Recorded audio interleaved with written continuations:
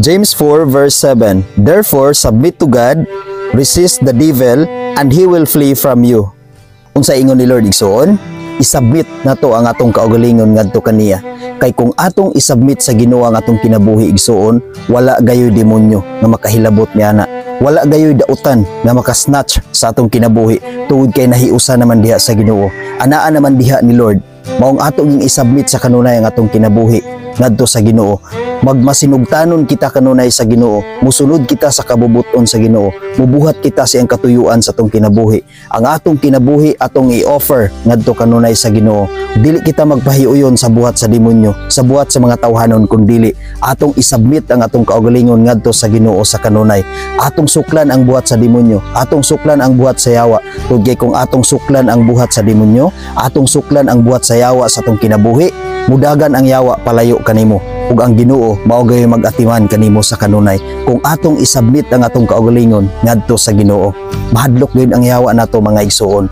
Dili nato buhaton nga dili ta diha moagi kay naa ang yawa. Dili ta diha moagi nga dalan kay naa yawa diha. Dili ta moanha ang kahuya kay naa yawa diha. Igsuon, ayaw kahadlok sa yawa. Isubmit sa Ginoo ang imong kinabuhi, isalig sa Ginoo ang imong kinabuhi ug ang yawa mudagan ug mopalayo kanimo. Ang yawa dili manghilabot ug dili mo atake sa mga tawo nga iyahan na. Ang mga tawo nga iya na sa yawa, ang mga tawo nga layo diha sa Ginoo, dili na hilabtan sa demonyo, dili na pantuson sa yawa tud kay iyahan naman na.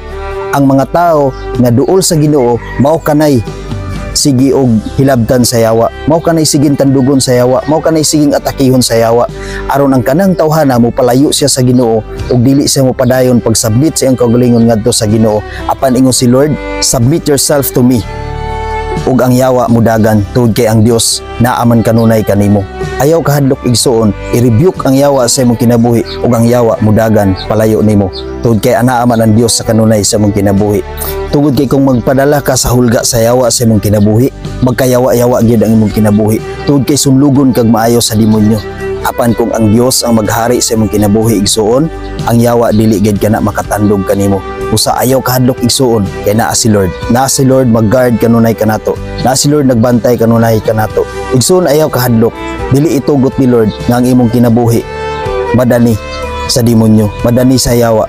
Ang gusto ni Lord nga isabit nimo ang imong kaugalingon ngadto kaniya ug suklan nimo ang yawa ug ang yawa igsuon mudagan palayo kanimo. Amen. God bless sa tanan.